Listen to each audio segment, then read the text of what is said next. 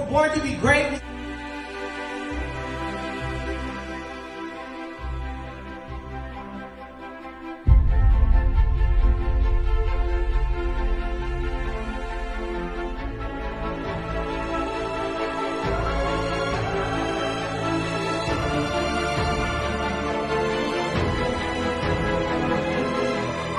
Oh my gosh, when I say too black, you say too strong. Too black.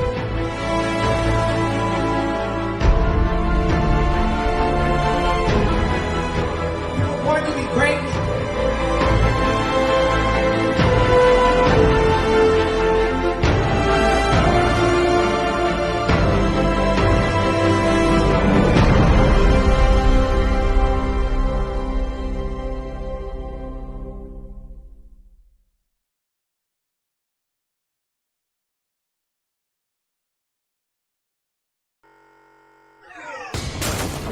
Let's get it, let's get it, let's get it, let's get it. Folk tales for grown folks. That's what we on right now. We folk telling. You know what I'm saying, family? Hey, so we just had a dynamic. I had two dynamic interviews this week. I want to apologize because I thought I was streaming, but somehow the stream fell off. I don't know what's going on, but it is what it is, and we're gonna make it pop regardless. You know how we do it, Giammi Journey. Shit happens. Real life here all the time, as we try to make sure that everybody knows it's real life here. So right now we're doing folk tales for grown folks. It's time for us to have our grown folk discussion around folk tales that was left here by our ancestors. Subtle lessons that you might pick up, might not pick out unless you are into having the conversations. And you here, Giammi, we into having the conversations. We want to push ourselves, we want to push our minds, we want to push our lives to a point we are able to formulate the right questions to ask life so that we can receive the proper answers. You know what I'm saying? We got to be able to ask the right questions. And I think in many ways we have not been equipped to ask the right questions. You know what I'm saying? So, hey, let's get to it and let's ask some questions. I'm gonna read the folktale for the night. Let me make sure the line. I gotta go in and shut the line off because I forgot to shut it off from the last conversation. I'm gonna end this conference, and I am going to reopen the black line for anybody that might want to join us. 614-556-4535. Black line is open, 614-556-4535. Right? So let's go on and let's get it. Let's go and have this conversation. Let's go and chop it up. Let's go and have a good time. So the folktale tonight is The Farmer and the Swans, and we see many different versions of this. So those of you that are on the 21-day Nguza Saba Challenge, if you have taken that on, of course, that a new handbook will be created. I'm in the process of creating that right now and get it out there to all of the supporters and anybody else that want to purchase it.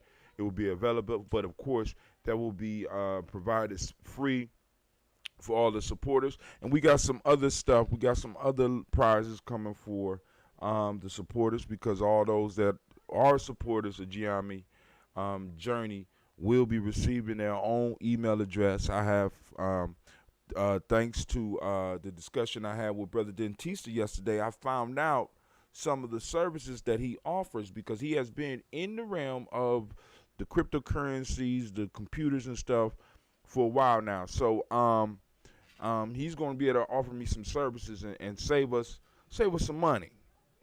You know what I'm saying? So Giammi Journey will be providing all of our members and all of our supporters with email addresses. We will be developing a new site, and it will be popping up soon. It's going to, of course, it's going to link you to all the stuff that we do. And as well as be able to offer a space where we can have some private stuff, some stuff that we could do prior to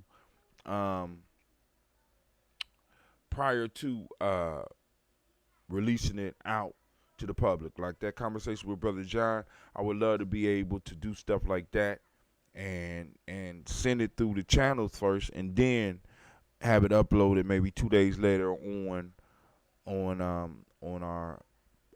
public media. But like I said, that's a few things that's in the works. Some big things is about to happen for Giami Journey Media, and we want to take advantage of it. One of them is that we're going to be changing locations, and I'm going to have to say bye to the great chair in the Black Cave. I'm going to miss it, but it's going to serve a higher purpose. It's going to serve a higher purpose, and so I'm investing it in all the energy from here because it's going to be going overseas. So and I'm proud that we're able to do something like that because this is a good chair, man. But hey, and I'm gonna miss it. I'm gonna miss you. You know what I'm saying? But I ain't gonna miss this stank ass apartment. Just letting y'all know right now, I'm not gonna miss this shit because these motherfuckers, boy. For somebody that's been here, we been here. I mean, Sasha's about 7 now. So we've been here since before Sasha started school. And they treating us like shit. You know what I'm saying? And I'm like, man, are you serious? Are you serious? But that's life. That's the life we live here. It's real life at Giami Journey. I got to speak it. But anyway, the lines are open. Let me make sure that y'all know where the black line is. And I know some people might be tired from the last discussion I had. So what we're gonna do is we're gonna run through this discussion real quick. So I'm gonna read the story.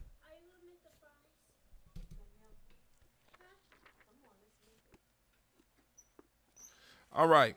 The name of the story for tonight is The Farmer and the Cranes. The Farmer and the Cranes.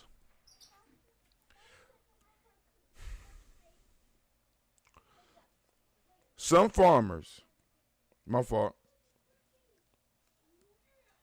cranes made their feeding grounds on some plowland newly sown with wheat.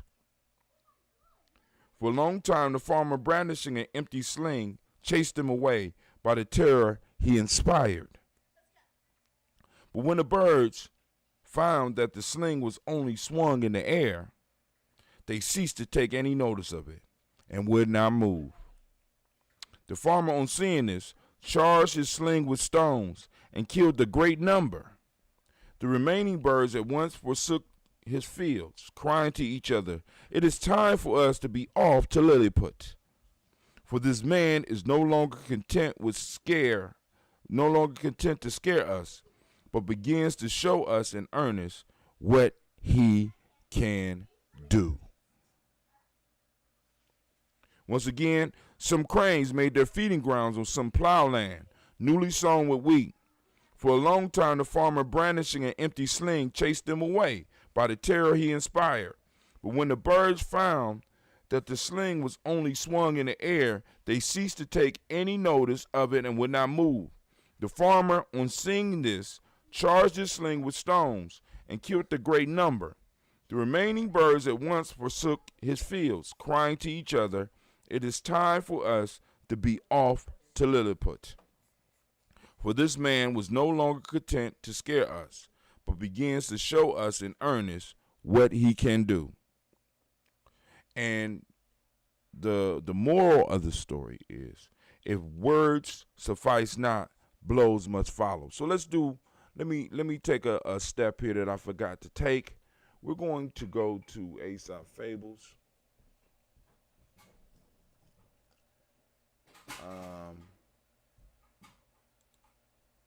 That ain't the one I want.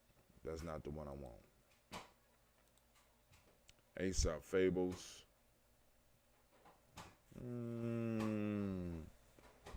I gotta look up the story, cause the one because the one I like is the one where we got the translation. So let's go and look up the story. Aesop,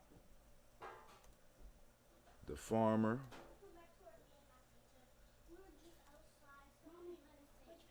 and the swans. No, is it swans? The farmer and the storks. This is the farmer and what is it? The farmer and some type of bird and the cranes.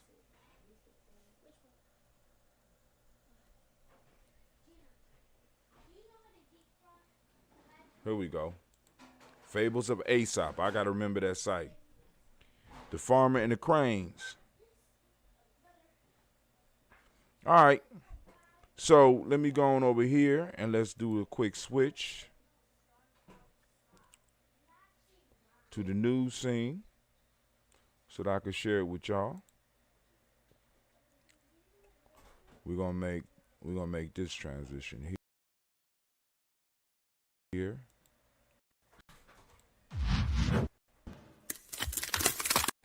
See how that transition look. Yeah. Oh man, it don't look like my software can handle that on the other side. That's whack. Okay, there you go. All right. Oh, that was whack. All right, but anyway, so as you see here, we got several different translations. We got morals and different stuff. So let's go and look at some of these real quick. Crane invaded a farm field. And cranes invaded a farmer's field. He could drive them off with empty sling for a while, but later he had to use rocks. That's when they learned and left. If words are not enough, actions must be taken. Then they got the story for the children. Here go one for the children. Certain cranes made farmers' newly sown field their home. The farmer, for a time, was able to drive them off with an empty sling. The cranes, however, soon learned that the sling was empty and would not hurt them, and so stayed. When the farmer next approached, seeing this, the farmer used stones in the sling and killed some of the cranes when they did not move. The remaining birds saw this and decided the prudent thing to do would be to leave, which they did. Then we got Aesop for children. It's a little bit longer. Moral: bluff and threatened words are of little value with rascals. Bluff is no proof that hard fists are lacking. Bluff is no proof that hard fists are lacking. And this is the version that we read right here. And the moral is that we already read the Townsend version. The moral is, if words suffice not, blows must follow. Then they go straight to, I think that's Latin. I'm not 100% sure. But the bottom line, and I mean, it's like I said, man, sometime it gets kind of spooky because this fits in with what's going on right now as far as us as people. I don't know, maybe it might fit with something in your life, but words in a lot of cases are not enough. And I like the first way they break it down. It says, if words, let me go on and, where you at, Digo? This is where you come out. Digo been giving me hell. It's like, so it pops up at the wrong time. Yeah, there you go. If words are not enough, actions must be taken. And when it comes to many of us in our lives, we have a lot of words. Like we just had 2 hours of words. Now, what I have to make happen is the action. In Giammi, we constantly talk about the concept of making it happen. Make it happen, make it happen, make it happen. You know what I'm saying? This is our mantra, make it happen. You know what I'm saying? I even had elders joke with me. They don't even be joking now. It's like, make it happen. I'm like, God damn. I should have never told them that damn story. But anyway, the whole concept. So we got a farmer that is talking to a group. We have somebody on their territory, on his territory, and he's talking to them, and he's trying to be nice. He's trying to scare them, right? He's trying to remove them from what's his. They have violated his space. They have violated his borders, and they are taking advantage. And not only are they taking advantage, they're destroying his future. So I want you to understand, because in these days, there was no backup support for a farmer. If a farmer was not able to protect his crop, it was a good chance that that farmer's family would die. So I want you to understand. So this farmer was trying to be earnest. This farmer was trying to be nice, and he was scaring them away. And once they realized that he was doing nothing but throwing threats, the first time the threats worked, second time the threats worked, third time they kind of worked. They didn't fly away quite as far. Fourth time it took him a little bit longer. He got almost up on them, and then they got him. The fifth time, they like, man, you just talking. Now, let's take it personally.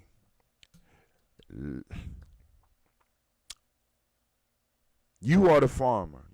I mean, we can look at it from, of course, we look at it from many different angles, but in this case, you are a farmer. You're the farmer. The field is your life.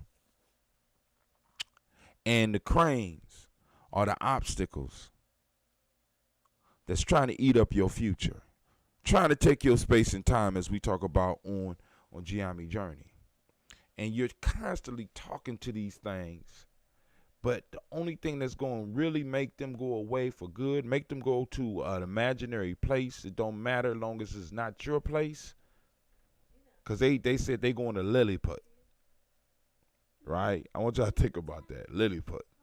You know what I'm saying? Lilliput was imaginary land that was used in where was Lilliput at? It's another story. It's a Western story where the term Lilliput is used. Lilliput. Was it Gulliver Travels?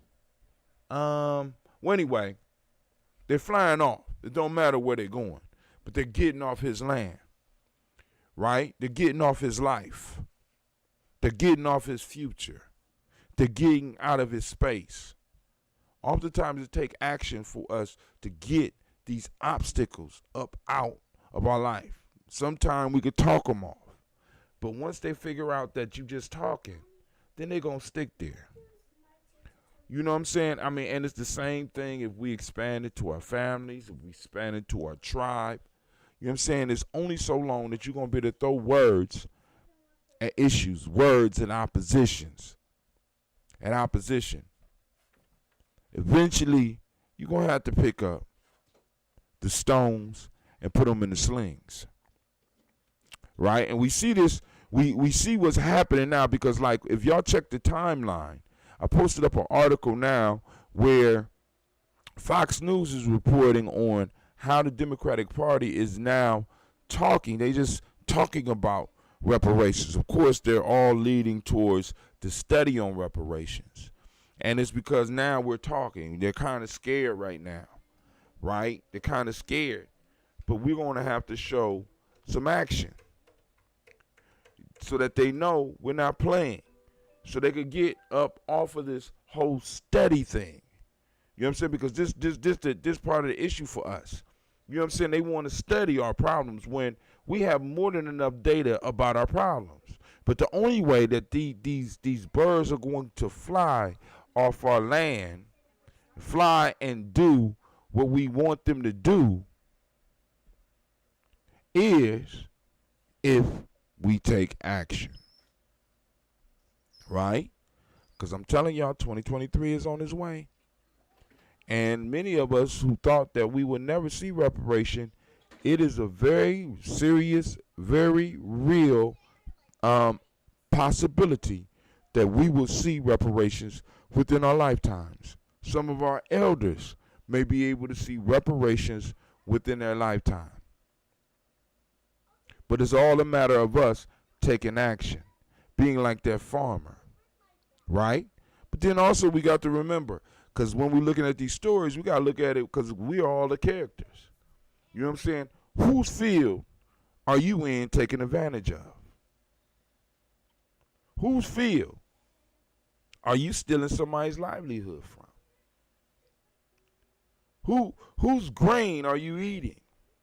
And when they come out and they yelling and stuff and you're not really paying attention, right? I mean, that's us in many ways too, right? So, family, I want you especially those of you that are on the 21-day Nguzo Saba Challenge, I want you to roll this proverb or this folk tale around in your head. I want you to think about it. I want you to think about it. I want you to think with it. I want you to live with it for a little while. I want you to roll it around in your mind, right? And in your notes, because eventually everything is going to be digital, right? So let me just break it down. Like, for example, the action. Like I've been talking about, our process. So we got people going through the process, don't even know they're going through the process, which is cool. We got people that went through a process, don't even know that they went through the process, right? But in many ways, part of the processes is going to be on the digital, and part of it you're gonna have to pick up on the shows, the Daily Toast, Folktales for Grown Folks, Tribal Quotes, because we need to be able to roll around in these proverbs. We need to be able to use these stories and these folk tales with our children to teach lessons so that they get their lessons from our perspective and from our historical perspective and from an Afrocentric perspective, or some people might want to be ADOS, but however you want to say it. But the children got to start getting it from our perspective. And we got to start ingraining this. Why? Because then we're going to be able to expand this little thing that we're doing with folk tales and proverbs to slides and lessons. And then we're going to be able to do the research that John is talking about and be able to indoctrinate, educate our children in the schools with the slides and the documentations and pointing them to their history and pointing them to the key points in our history and pointing them to the key points in how we built America. Not just contributed, but built America. And then we have to go and burn this into their mind. And all that takes action. We got the cranes on the land right now. They eating up our future. Are you going to stand by? Or you going to pick up a rock with me? Let's go out here and knock the hell out these cranes, right? In all 5 realms.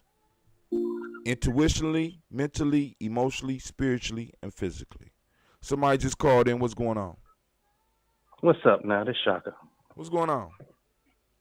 Nothing much. I didn't know what y'all were talking about. I saw y'all was on. Let me catch up.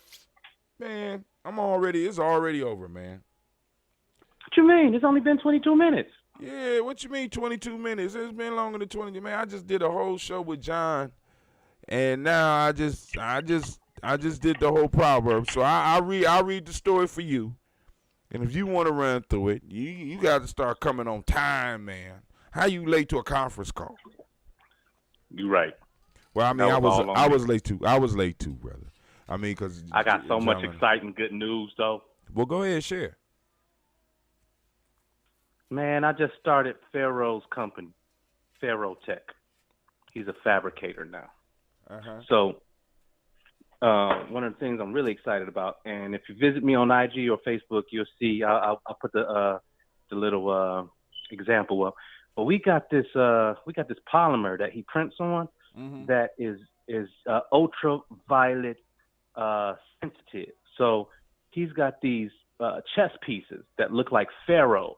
Right? So the whole chess set is ancient Egypt. So you got Anubis as it's dope. Anyways, they're white, but when you put them in the sunlight, they turn fuchsia. They all change colors.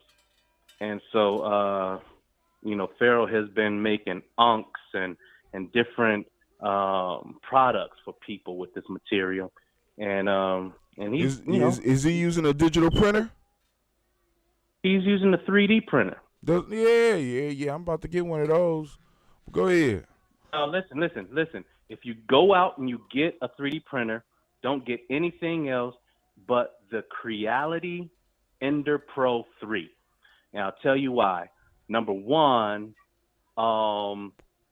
once you get that, it's got the most decent plate size for what it is. I mean, you don't need more than 20 by 20 inches to print really anything that you're going to print on a 3D printer.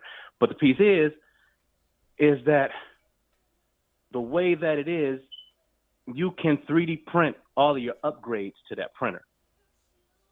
What do you mean? So what I mean is that you can take a $200 printer and turn it into a $500 printer by printing the attachments that make it a $500 printer. Shut up. Yeah. Stop playing. It's dope. Now listen here. And so the next piece I'll tell you is that most of the 3D printers that people are getting uses a substance called filament. Right. All right. There is a newer and more efficient 3D printer that uses a liquid called resin. And the resin is stronger than the filament. All right. Not to be undone. But as soon as I started talking about how people were out here making receivers and, making firearms and things like that, Facebook starts showing me these ads for a carbon fiber 3D printer that costs about $4,000. It's not a 3D printer; it's a carbon fiber fabricator. So it's a lot going on in that realm, and I'm just super excited about Pharaoh's piece. Number two, over the past week, I actually made an investment in an entire music studio. So I got everything that I need to record all of my albums. And it's just, it's such an awesome time. Sound like somebody had a payday, man. What's going on here? Man, listen, I'm telling you, I've been putting the ideas out, right? And my RBG posts, I'm working on that project right now. Now, do I have to give you a refresher about the RBG post? Yeah. Okay, I'll do it anyway. So basically, this is my way of creating sacred spaces in public places. Oh, you told me. Yeah. Go ahead. The microgreens and go ahead. Yeah, so they're living altars with very sacred information on it. That is art. It's going to have pictographs to be able to show certain principles in the works and whatnot. Really, and the microgreens and the herbs, the vegetables are growing out of these living altars. So they're called RBG posts because this is a space where you can relax, breathe, and graze. And it's there for your overall edification, your mind, body, soul. It's for the community. It's the major thing about the RBG post is that it changes a behavior in a community because it causes the community to take responsibility of these posts. So even the panhandler on the street is going to make sure ain't nobody pissing on the plants. You understand? So how many you set up so far?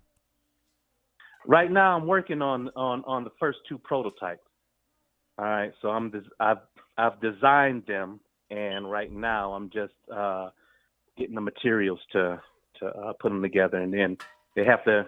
It's different phases. All right, so the first thing is that I got to wait until the laser cutter comes here before I can do that phase. But creating the actual structures and delegating certain works for the other contributing artists is really what needs to be going on right now. So between that and recording the songs and really just doing everything I can to stay on this until it's done. Like 100,000 Souls got to get recorded. Love Music got to get recorded. Man Down got to get recorded right now because there's a demand for it. So I have to meet that demand. So, but I'm gonna call it a night because I gotta get up. But shouts out to Brother Shaka and things he's doing up there in Cleveland. If you in Cleveland, gonna reach out to the brother, and let's work. But yo, family, it is 10:03. And right now, Giami Journey is out. Y'all take it easy. Peace.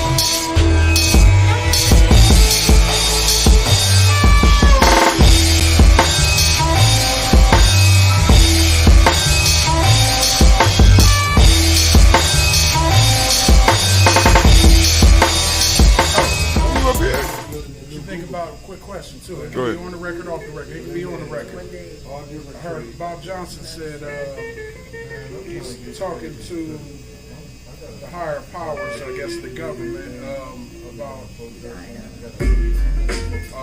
our reparations. And I guess the numbers that they come up with were about 3. Name is Saul, here in Ngozi, Northern Light Shopping Center. You want more than just a nice cut? Good conversation, good vibe, good music. Come see me at 3512 Cleveland.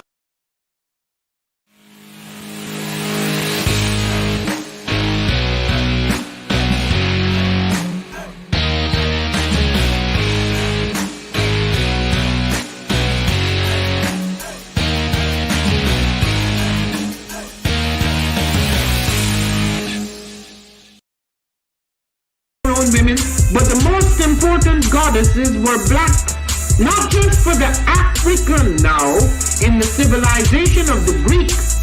The Greek was so profoundly affected by the Africans that the goddess of chastity was a black woman, Artemis. The goddess of wisdom was a black woman, Minerva. The goddess of beauty was a black woman, Diana. And many of their great mythological figures which were critical to the vision of history, the history of the Greeks in the Odyssey, the woman who draws, who has the power to draw Odysseus and all his crew into her, is Circe, who is represented as a black woman with African features on the Greek vases. The woman who helps Jason win the Golden Fleece is a black woman, Medea. The woman who marries Perseus, the Greek hero.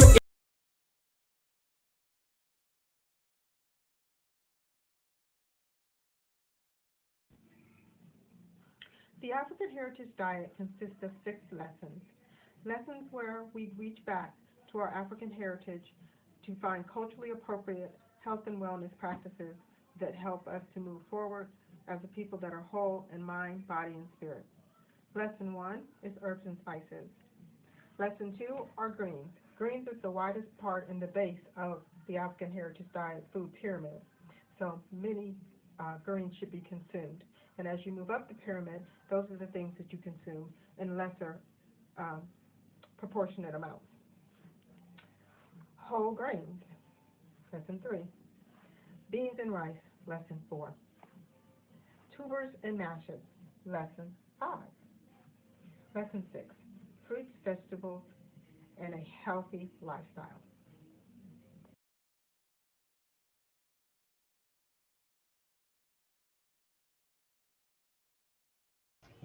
I am a genius. My ancestors were geniuses. My ancestors have made me a genius in all that I think, say, and do. I must declare myself a genius. I am a genius. Whenever I am myself, I practice my geniusness and do great things. All my thoughts, choices, and deeds must express my geniusness. I am a genius. My decisions must always be in the best interest of myself, my family, my people, and my God. Only then will I and everyone I know that I am a genius. I am a genius. At all times, my geniusness must reflect my culture. My geniusness must serve my God. My geniusness must make me be one in love and harmony with my family. My geniusness must protect my people. Yes, at all times I must demonstrate excellence because I am a. What is a lion? What is a whale without his pod? What is a monkey without his troop? What is a wolf without his pack? The answer is very simple. They are the same thing that a human being is without a tribe.